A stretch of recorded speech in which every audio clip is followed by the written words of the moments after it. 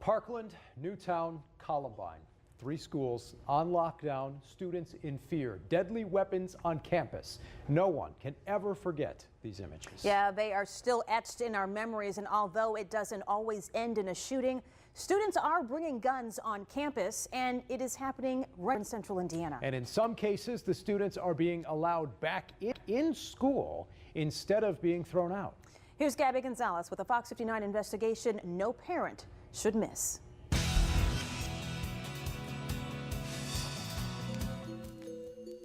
We saw the blood on the floor and we were all like scared. We didn't know what to do because we were so young and there was just so much going on.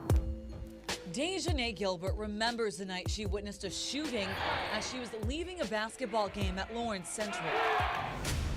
I wasn't expecting all that to happen, so it was like so much going on. There was so many emotions and so many people were hurt. Her friend's brother was shot that day in 2016, another student convicted for the crime. We're so young, like, what do you need a gun for? As our Fox 59 investigation found, there were 56 reported incidents of students bringing guns to school last year, 28 of those in Marion County. Each year, school districts are required to send the State Department of Education details about their gun incidents and the consequences students faced. We want to know that they're safe in their environment, that they're protected, and we want to know that the leaders over those children, all our children, are, making the right decisions. Here's the breakdown. 14 gun violations for IPS, 4 in Warren Township, 3 over in Washington Township, 3 in Wayne Township, 2 in Decatur, 1 each for Lawrence and Perry Townships. The law does advise that for weapons that are a firearm or a destructive device, that expulsion is the proper route. But records show only 39% of the students involved in gun incidents were expelled. Most were actually suspended.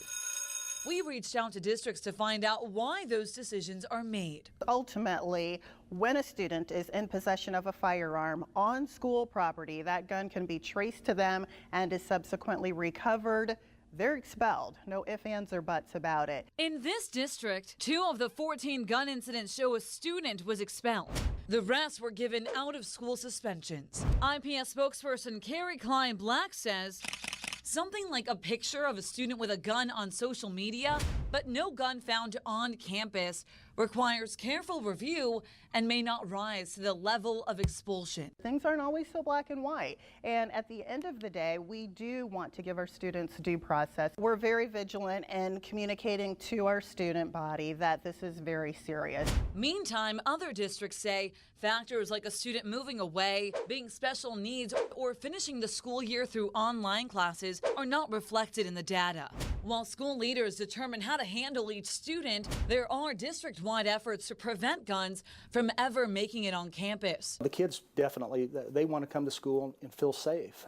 Otherwise, they're not going to learn. We have 200-some cameras. In Wayne Township, Doug Scheffel is the director of security for the 18 schools in the district of about 16,000 students. We're always in constant radio contact. So out of the 3 gun violations here last year, 2 students were expelled. A third was suspended but continued their education through online classes rather than in school. At the 9th grade center, these surveillance cameras keep an eye on kids. We can go back and play it back. And students can send anonymous tips. We can zoom in. That goes straight to Scheffel's phone. When a weapon is found, Scheffel says the action is swift. We obviously immediately want to secure the person who we think possibly has that weapon. And so they're brought in, they're searched. If they drive, the vehicle will be searched, and if they have a locker in the building, the locker will be searched as well.